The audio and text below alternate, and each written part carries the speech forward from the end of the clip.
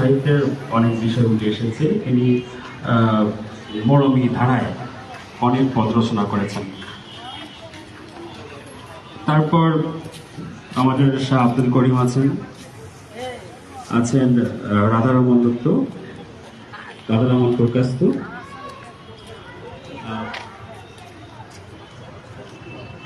এই লোক সাহিত্যের মধ্যে সূর্যব্রত সঙ্গীত, তারপরে আছে কাজের গীত বা আছে বিয়ার গীত, মালজুরা গান, বাউল গান।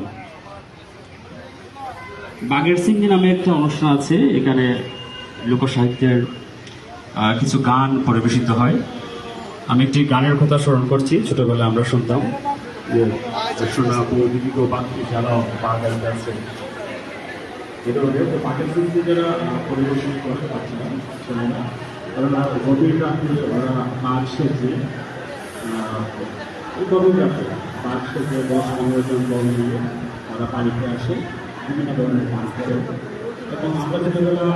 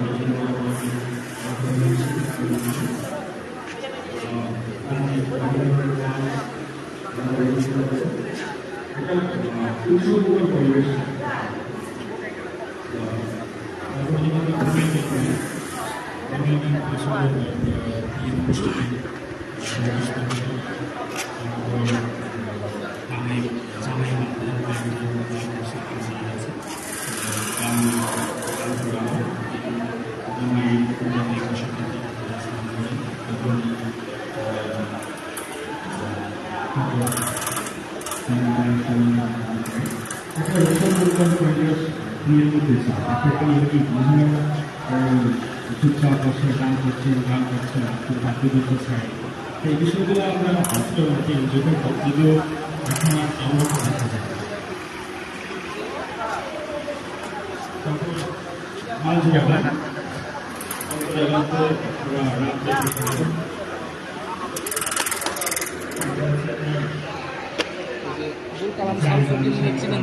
হ্যাঁ হ্যাঁ, কাশবনের কন্যা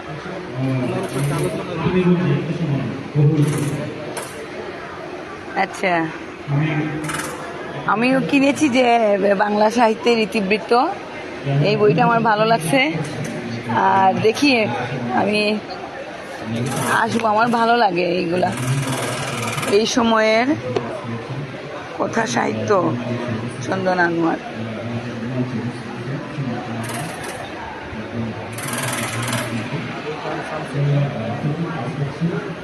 এই বইটা হ্যাঁ ভালোই।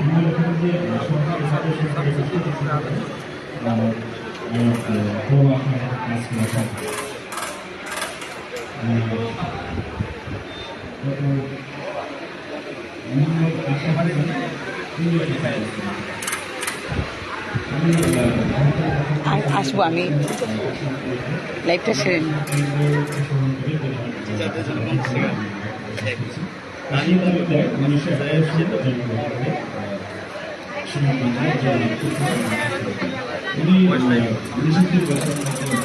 আলোচনা সভা হবে। 1 থেকে 2 বছর আমি লোকসাহিত্য নিয়ে কাজ করেছি। উনি শ্রীমদ ভাগবতের কাব্য রচনা করেছেন সংস্কৃত থেকে। তারপর অসংখ্য রামায়ণ গান করেছেন, 2টা রামায়ণ গানের বই আছে ওনার। তার বলতে চাচ্ছি যে উনি প্রায় 13 বছরে এই প্রচুর কাজটা করেছেন এই গ্রামে থেকে। তো আমি বেশি বলছি না, উপস্থিত যারা আছেন তারা কথা বলবেন। আমি সবাইকে সাধুবাদ জানিয়ে, ধন্যবাদ জানিয়ে আমি আমার বক্তব্য শেষ করছি। ধন্যবাদ সবাইকে। ধন্যবাদ পার্থ তালুকদার।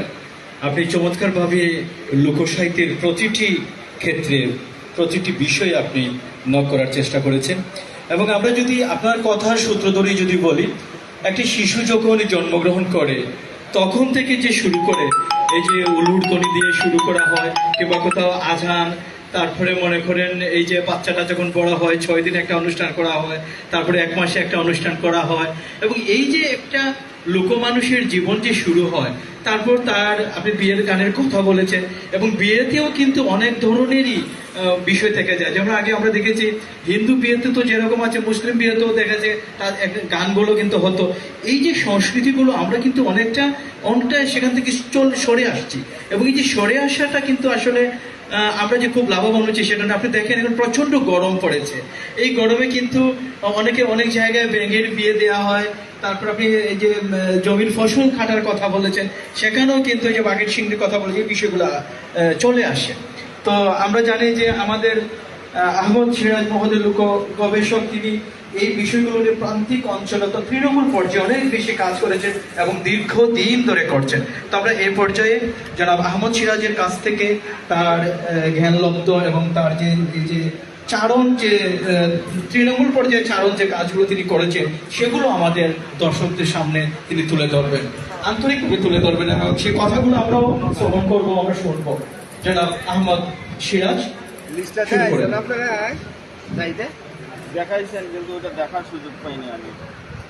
বাংলা সাহিত্যের ইতিহাসটা আনছেন, ঠিক আছে, ভালো, ভালো। এটা হবে না, এটা আমি দেখছি। বাংলা একাডেমি বুক স্টল, এটা একটা বই এখানে আছে, মুক্তিযুদ্ধের আঞ্চলিক ইতিহাস সিলেট। আমাদের অতি ঘনিষ্ঠ প্রিয় এবং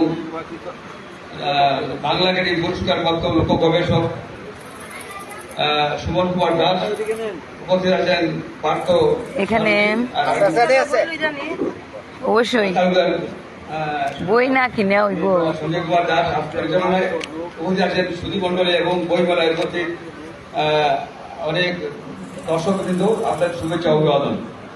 আজকে বইমেলা উপলক্ষে আমাকে কমলগঞ্জ থেকে এখানে আসার জন্য যারা আহ্বান জানিয়েছেন তাদের কাছে আমি খুব কৃতজ্ঞ।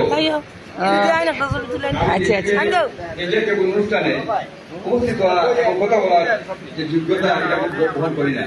নিজস্ব পরিমণ্ডলে লোকসাহিত্য, লোকসংস্কৃতির কিছু বিষয় নিয়ে চলাফেরা, সামান্য লেখালেখি বা যোগাযোগ, এরকম একটা নিজস্ব একটা পরিমণ্ডলের মধ্যে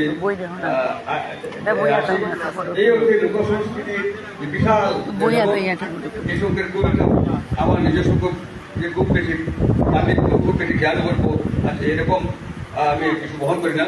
তবে লোকসংস্কৃতি আমার নিজস্ব কিছু ধারণা আছে এবং কিছু পড়াশোনা থেকে ধারণা, সব মিলিয়ে যে জিনিসটা আমার কাছে মনে হয়েছে লোকসংস্কৃতির যে উদ্ভব বা বিকাশ, এটা এখানে আমরা সিলেটের লোকসংস্কৃতি নিয়ে বিষয়ে আজকে যে আলোচনা বইমেলাগুলোকে এটা ঠিকই আছে, কিন্তু এটা একটা অবিভাজ্য একটা দৃষ্টিভঙ্গি। সমস্ত পৃথিবীর যে লোকসংস্কৃতি যে আমরা হিসাব করি, এটা একটা থেকে আলাদা না, কিন্তু ভৌগোলিক অবস্থান, সমাজের যে বিকাশ, এটা কি সহজ কথায় যে আপনারা হিসাব করেন যে আমাদের যে মানুষের উদ্ভব বা বিকাশের শুরু থেকে আপনি হিসাব করেছি যে অনেকে মোদান যে বইটা লিখেছেন, যে বিভিন্ন পাঠ করেছেন, বর্বর যুগ, তারপরে আদিম যুগ, এরপরে বন্য যুগ, এই অনেকগুলো যুগ ধরে সর্বশেষ যুগটা আমরা যখন পাই যেটাকে বলে কৃষি ব্যবস্থা।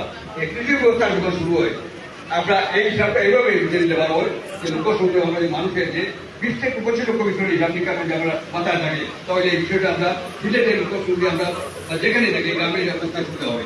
লোকসংখ্যের আয়তন আছে আপনি সিলেটের লোকসংখ্যা, বাংলাদেশের লোকসংখ্যা এই হিসাবে ঠিক আছে, এটা ঠিক আছে, কিন্তু লোকসংখ্যের মানে অন্য যেটা সমস্ত থেকে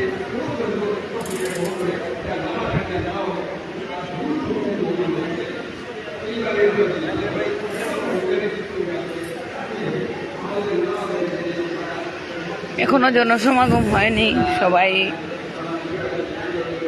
একটু তাপদাহে, আমাদের গরম পড়েছে, এই জন্য বিকেলটা মাত্র।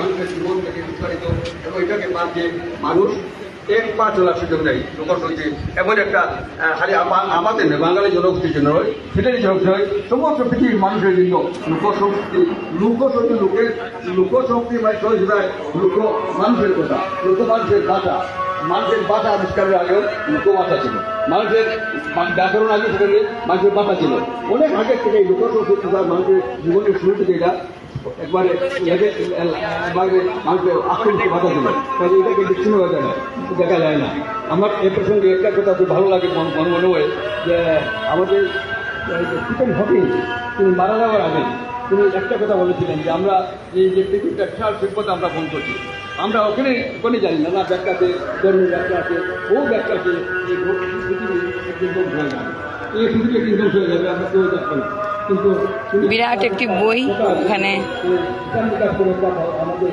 জানিয়ে দিচ্ছেন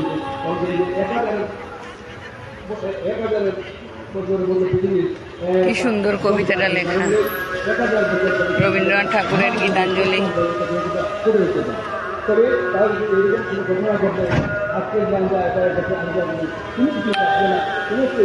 গুরুত্ব হয়ে যাবে দৌড়াই চলে যাবে তখন সেই আবার ঘটনা হয়েছে না এটা গুরুত্ব হবে না 1000 বছরের কাছে মানুষের অগ্রগতি বিজ্ঞানের যে আবিষ্কার অগ্রগতি আমার লাইফটা এখানে শেষ করলাম, সবাইকে ধন্যবাদ। মানুষ